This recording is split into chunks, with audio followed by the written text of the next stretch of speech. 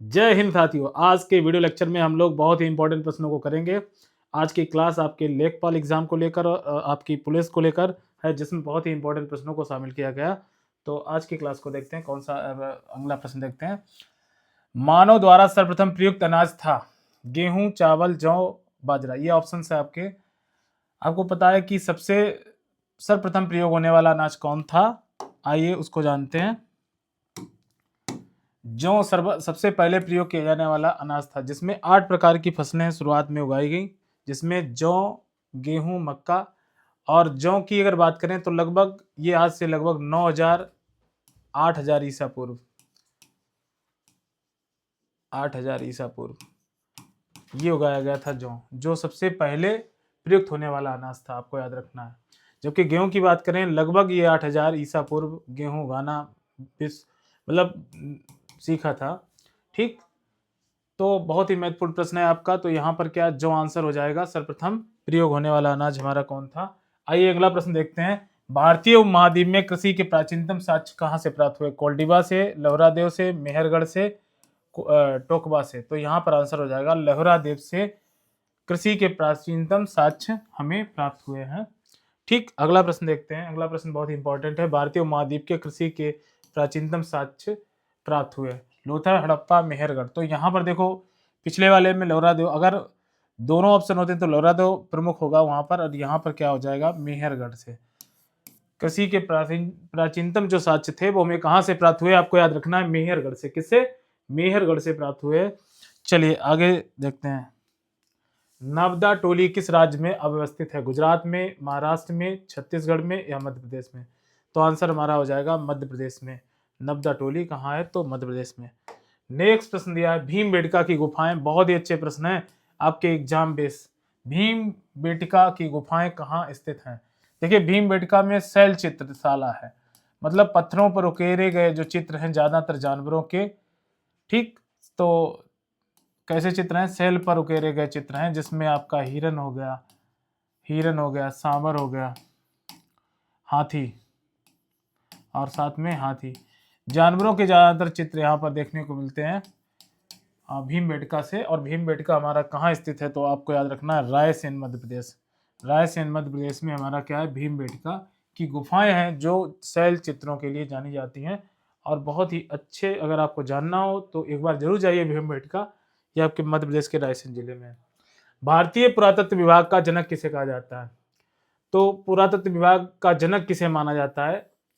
ठीक, तो यहाँ पर अलेक्जेंडर कानिंगम को, जॉन मार्शल को, मार्टिमर व्हीलर को, जेम्स प्रिंसेप को। तो यहाँ पर आंसर हो जाएगा अलेक्जेंडर कानिंगम को पुरातत्व विभाग का क्या जाना जाता है? जनक कहा जाता है। आपको याद रखना है। नेक्स्ट प्रश्न है, राष्ट्रीय मानव संग्रहालय कहाँ स्थित है? गुवाहाटी में, बस्तर में, ऑप्शन भोपाल में या चेन्नई में? तो यहाँ पर आंसर आपका हो जाएगा भोपाल में राष्ट्रीय मानव संग्रहालय स्थित है। आपको याद रखना है। अगला प्रश्न दिया है, बुद्ध ने सर्वाधिक उपदेश कहाँ दिए? अगर महात्मा बुद्ध की बात करें तो 563 ईसा पूर्व इनका जन्म हुआ था। आपको याद रखना है। और मुख्य रूप से अगर बात करें तो कपिल वस्तु, नेपाल जगह पड़ती है, वहां पर इनका जन्म हुआ था। एक आम वृक्ष के नीचे हुआ था, आपको पता होगा। और सर्वाधिक उपदेश की अगर बात करें तो देखिए, कौशाम्बी में, राजगृह में या वैशाली में। आपको पता है कि प्रथम बौद्ध संगीत कहाँ कराई गई थी? प्रथम बौद्ध संगीत। तो प्रथम बौद्ध संगीत का आयोजन जो हुआ था वो हमारा राजगृह में हुआ था। कहाँ हुआ था? तो ये प्रथम बौद्ध संगीत का आयोजन कराया गया था राजगृह। ठीक, और द्वितीय बौद्ध संगीत का आयोजन कहाँ हुआ था? ये भी याद रखना। बौद्ध संगीत का आयोजन ये हुआ था वैशाली में। तो द्वितीय बौद्ध संगीत का आयोजन हुआ था वैशाली में। और सर्वाधिक जो महात्मा बुद्ध ने अपने उपदेश दिए वो श्रावस्ती में दिए थे। और आप जानते हो, प्रथम उपदेश जो दिया था वो कहाँ दिया था? सारनाथ में। और सारनाथ में महात्मा बुद्ध ने जो प्रथम उपदेश दिया था उसी को क्या कहा जाता है? धर्म चक्र परिवर्तन।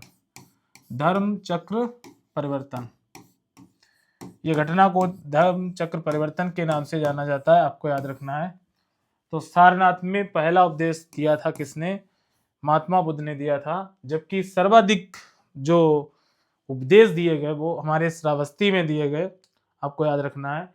और उपदेश देने की ये घटना हमारी धर्म चक्र परिवर्तन। एक और इम्पोर्टेंट प्रश्न पूछा जाता है महात्मा बुद्ध से कि जो गृह त्याग की घटना है, इस घटना को किस नाम से जाना जाता है? गृह त्याग। तो आपको पता है महात्मा बुद्ध ने 29 वर्ष की अवस्था में घर को छोड़ा था, और यही घटना क्या कहलाई थी? ये घटना कहलाई थी आपका महाविनिष्क्रमण, महानिमिषकरण। तो महानिमिषकरण जो घटना है, ये हमारा कौन सी घटना है? गृह त्याग की घटना। 6 वर्ष मतलब इन्होंने कठिन जो तपस्या की थी, और 35 वर्ष की अवस्था में इनको क्या प्राप्त हुआ था? तो ज्ञान प्राप्त हुआ था, ये याद रखना, ज्ञान प्राप्त हुआ था। ठीक, अगला प्रश्न देख लेते हैं। कनिष्क के शासन काल में बौद्ध सभा किस नगर में आयोजित की गई थी? देखिए, प्रथम बौद्ध संगीत की अगर बात करें, यहाँ पर बहुत ही अच्छा प्रश्न बनता है, प्रथम बौद्ध संगीत कब हुई? क्योंकि यहाँ से प्रश्न अक्सर एग्जाम में बनता है। प्रथम बौद्ध संगीत का आयोजन जो हुआ था वो कहाँ हुआ था? आपको याद रखना है, प्रथम बौद्ध संगीत का आयोजन जो हुआ था वो 483 BC में हुआ था। ठीक, और इस समय यहाँ के जो अध्यक्ष थे महाकश्यप, महाकश्यप थे, आपको याद रखना है, यहाँ से क्वेश्चन पूछा जाता है महाकश्यप। और ये बौद्ध संगीत का आयोजन किसने कराया था? तो अजातशत्रु ने, अजातशत्रु, अजातशत्रु ने इसका आयोजन कराया था।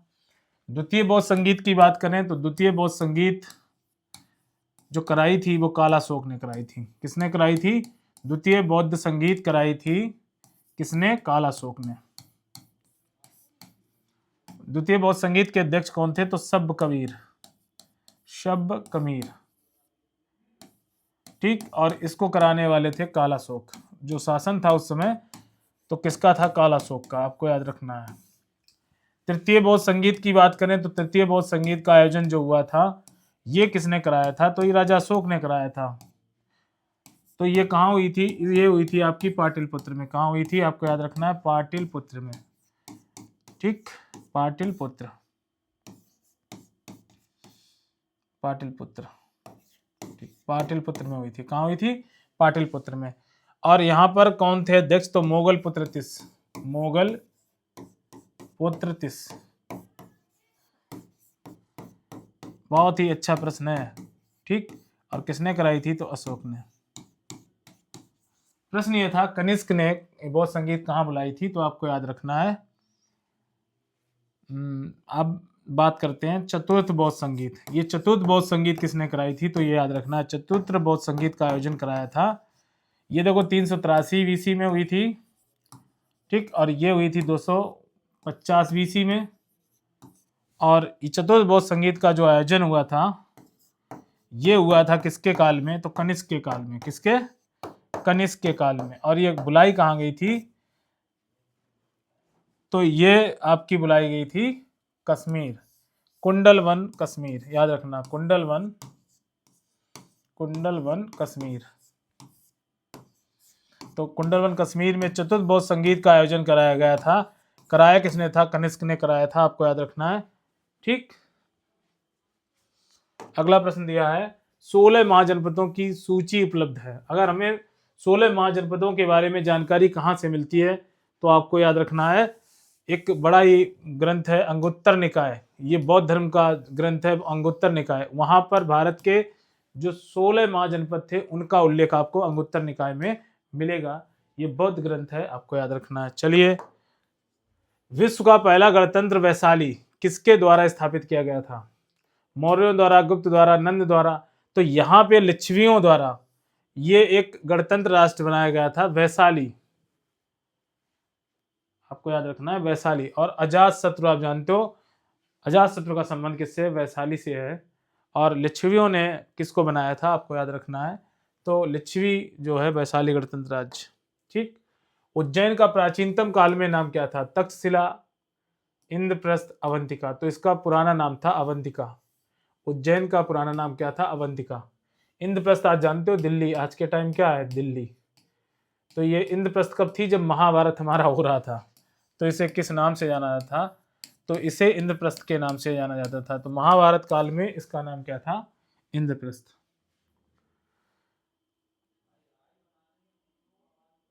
अगला प्रश्न दिया, किसके शासनकाल में डाइमेकस भारत आया था? चंद्रगुप्त मौर्य के, बिंदुसार के, अशोक के या कनिष्क के? देखो, ये रेशम मार्ग को बंद किसने करवाया था? तो कनिष्क ने।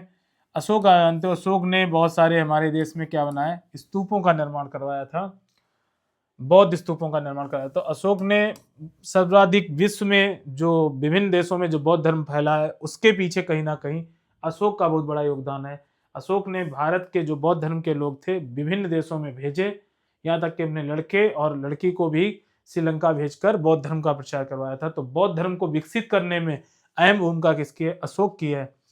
और बात अगर करते हैं, पूछा यह गया डाइमेकस जो था ये सीरिया का राजदूत था। सीरिया का एक राजा था जिसका नाम था एंटियोकस। एंटियोकस याद रखना, एंटियोकस ये कहाँ का था? तो सीरिया का राजा था। उसने एक क्या भेजा था? एक राजदूत भेजा था जिसका नाम था डाइमेकस। और डाइमेकस कब भारत आया था? तो ये बिंदुसार के काल में आया था। ठीक, मीठी मदिरा और एक राजदूत और अंजीर के लिए रिक्वेस्ट किसने की थी? तो ये बिंदुसार ने की थी।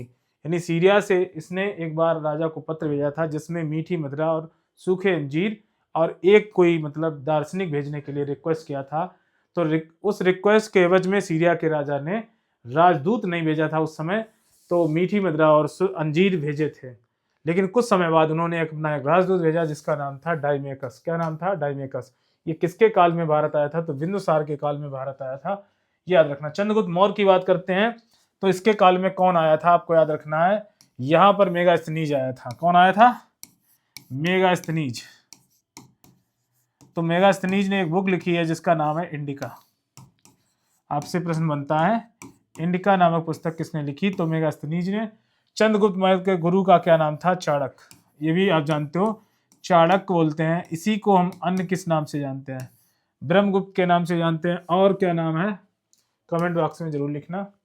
ठीक है, ये बात बड़े अच्छे से आप जानते हो। चलते हैं, अशोक के अभिलेखों को सर्वप्रथम किसने पढ़ा था? अशोक के अभिलेखों को सबसे पहले पढ़ने वाला व्यक्ति कौन था? विसेंट स्मिथ, अहमद हसन दानी, जॉर्ज व्हीलर, जेम्स प्रिंसेप। तो जेम्स प्रिंसेप ने सर्वप्रथम अशोक के अभिलेखों का सर्वप्रथम पढ़ने वाला व्यक्ति कौन था?